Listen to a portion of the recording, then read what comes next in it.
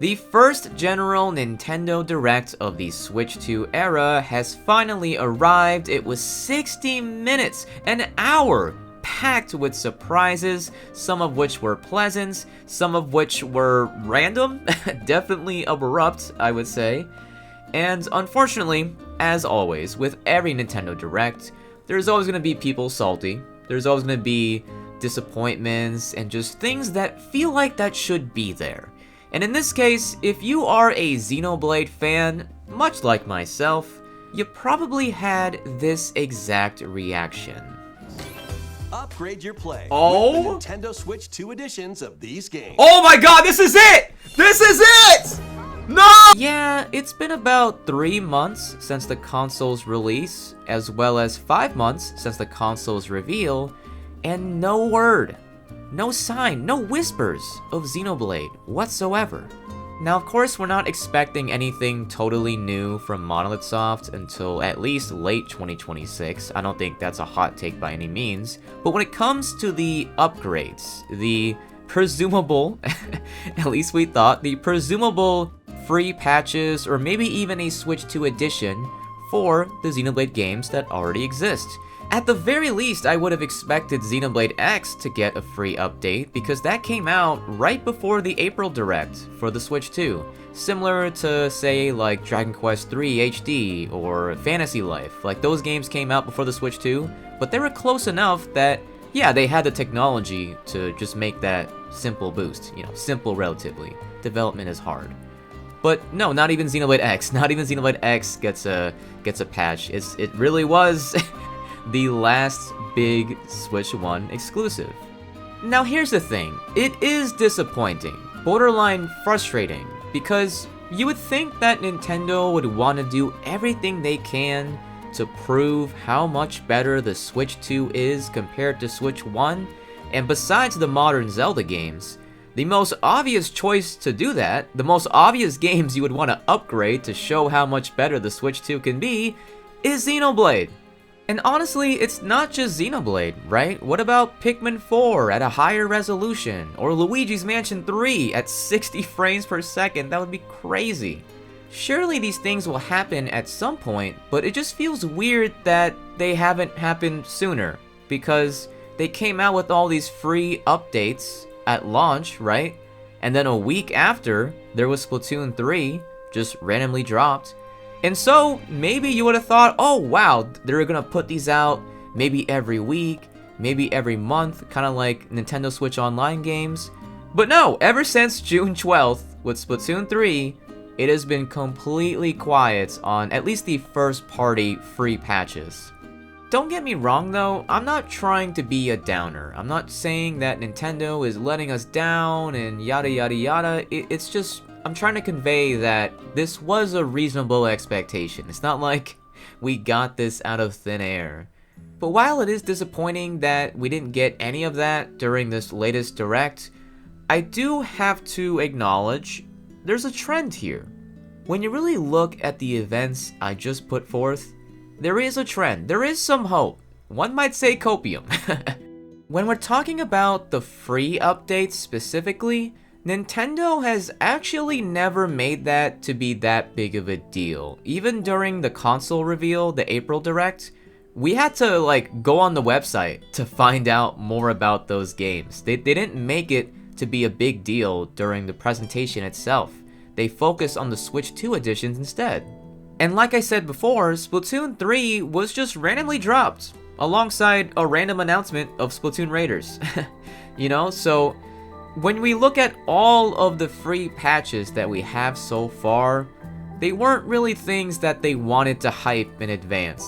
They were more like, I don't want to say an afterthought, but for some reason, they just aren't that emphasized. And so, that leads me to two possibilities, or perhaps even both of them are happening here. The first scenario being, they didn't want to show it in the Direct because whenever it's ready, that's when they'll drop it.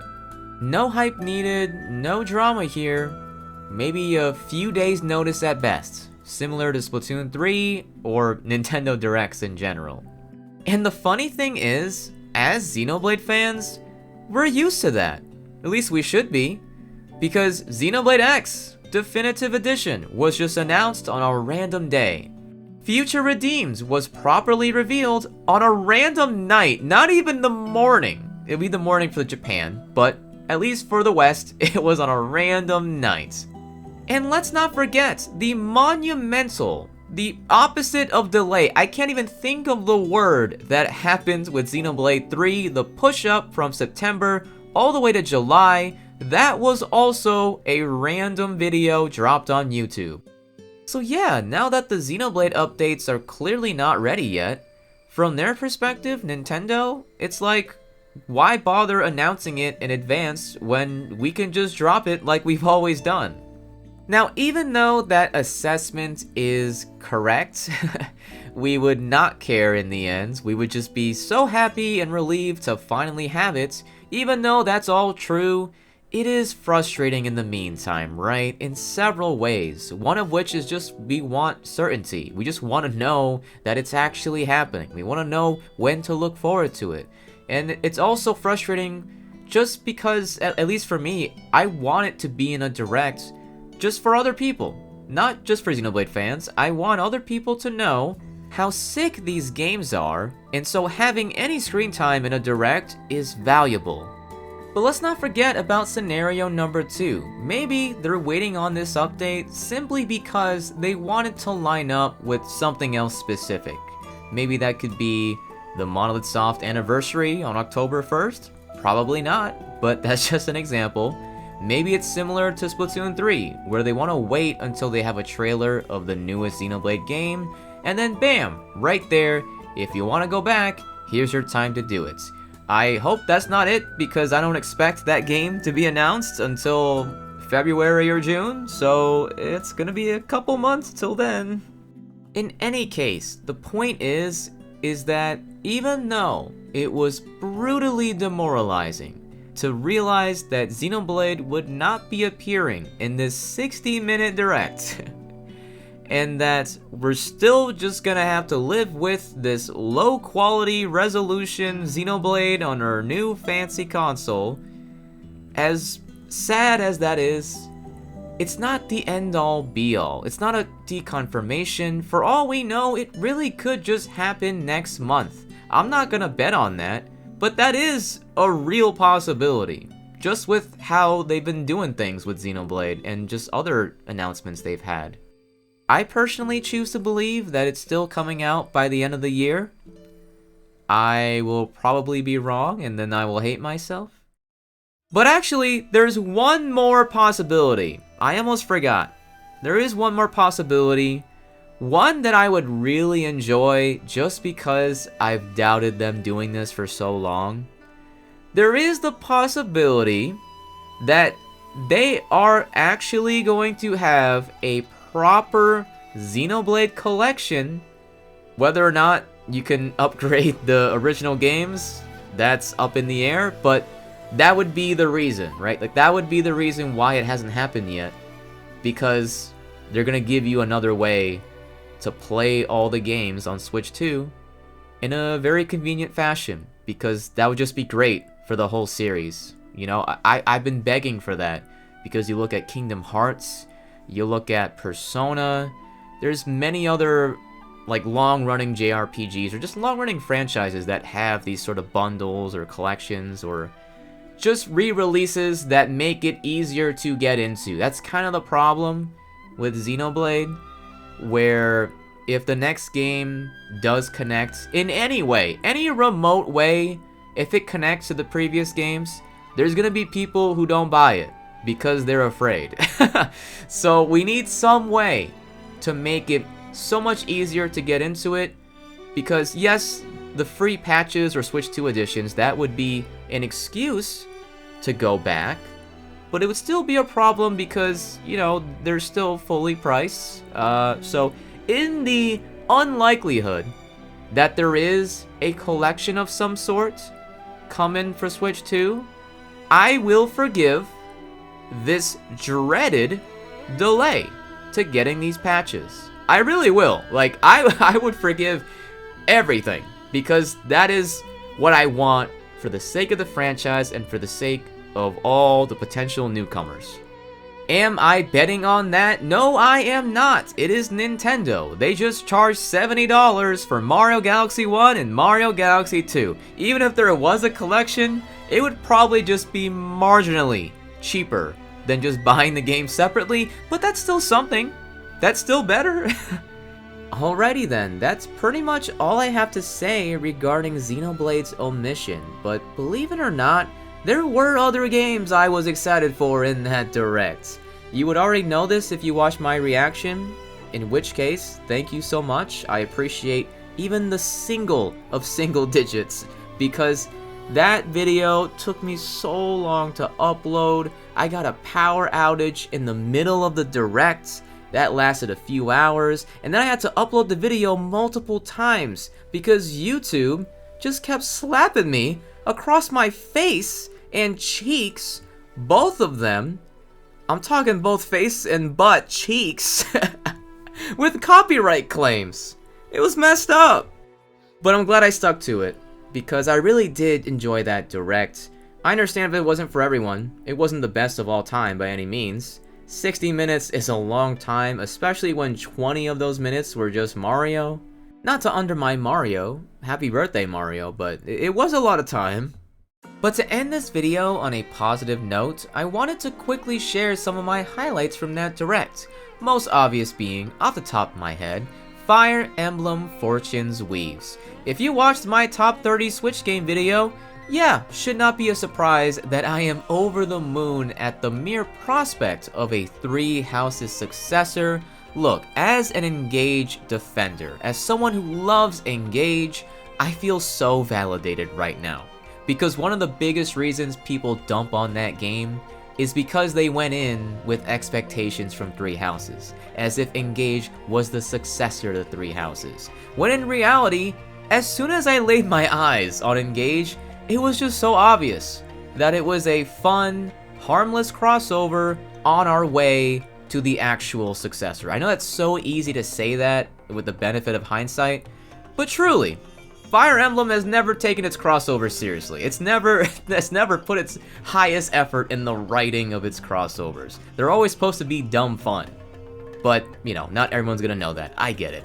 Look, give me a chance to rub it in. I always knew this. I always had faith that a game like Fortune's Weaves was around the corner, and I'm so glad I'm right.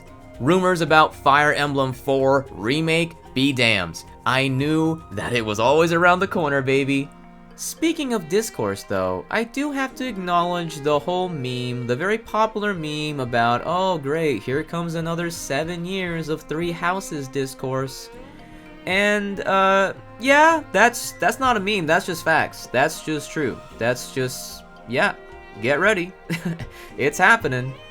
But there's two things I want to make really clear about that, and hopefully you take away from this video. The first being is that Fire Emblem, you know, it's not just Engage. It's not just Three Houses. Fire Emblem, for a very long time, has had a very toxic fan base. Even the game that saved the franchise, Awakening. That is a game that has famously, literally, saved that franchise. Even Awakening has very dedicated haters from the hardcore Fire Emblem fans. They show no gratefulness. But it's not just the fans, it's also the other Nintendo fans. Because for as much as Smash Bros. Has introduced so many newcomers to Fire Emblem, it has also introduced many haters. There's so many people who just hate seeing Fire Emblem because they're sick of seeing all those characters in Smash. It really is caught up in this vicious cycle of discourse, and that's exactly what leads me to my second takeaway. I was strongly reminded of this after that latest direct. I would suggest this to everybody.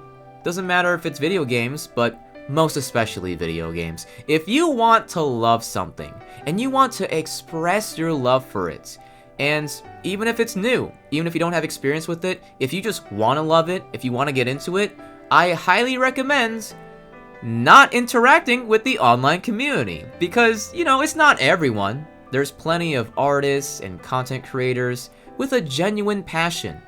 It's like they actually want to enjoy video games. But then there are other people who, seem like they don't? I shouldn't have to elaborate on that. I think we all know the type of people I'm talking about, and if you don't, you're probably one of them. I hate to break it to you, I think everybody else shouldn't listen to you. Because, man, Fire Emblem is one of those franchises that I absolutely love and look forward to, but I don't give a shit about its fanbase. And it's so much better.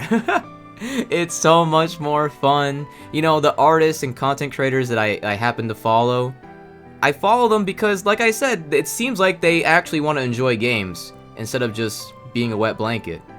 That's all I need. That's all what anyone needs. Really, just loving the series you want to love unabashedly and finding others that actually reciprocate that love. It's so much better that way.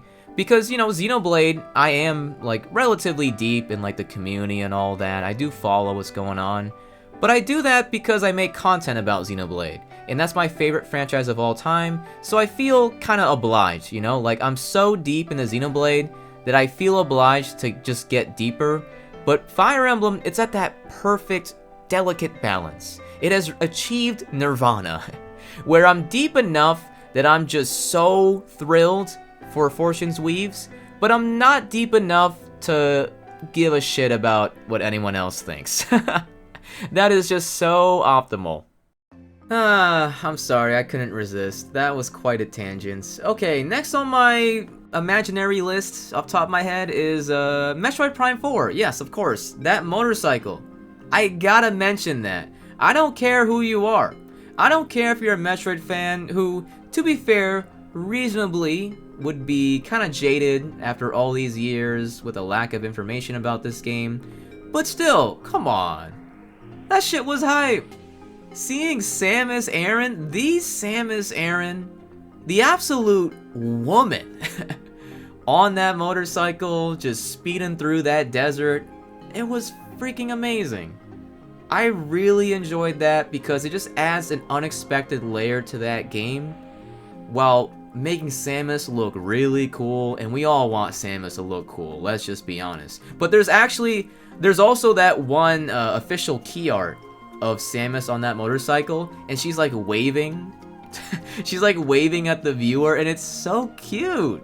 She looks so cute. That's like one of the few times, maybe the only time, that Samus has looked genuinely cute. She's just so excited to be on that motorcycle.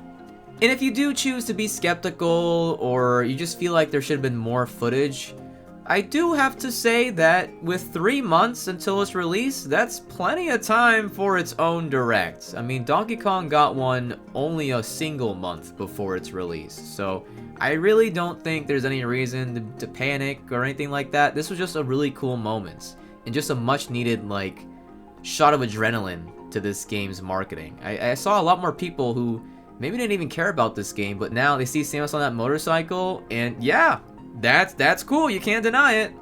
I should also shout out the Pokemon game, Pokopia, I sound like a Pikachu right now. Pokopia? In my reaction video, I did seem down on it, but it was just more so confusion. I do like weird games, but I'm not really into this type of game. I'm happy it's happening though. Like, it seems like Ditto being a main character, even though it's not my preference, I'd rather be just my own character in this style of game. Ditto as the main character seems like it's overdue. When you really think about it, it's just like you do whatever you want. So why isn't Ditto like a main character in at least one game? And here it is. And it looks cute, looks fun. If you own a Switch 2 and you haven't played Donkey Kong Bananza yet, you need to fix that. That is the unsung, low-key, true underdog Game of the Year contender. I know everyone likes to think Silksong and Clair Obscur are underdogs because they're indie games, but no, they're not. They have every reason for people to cheer them.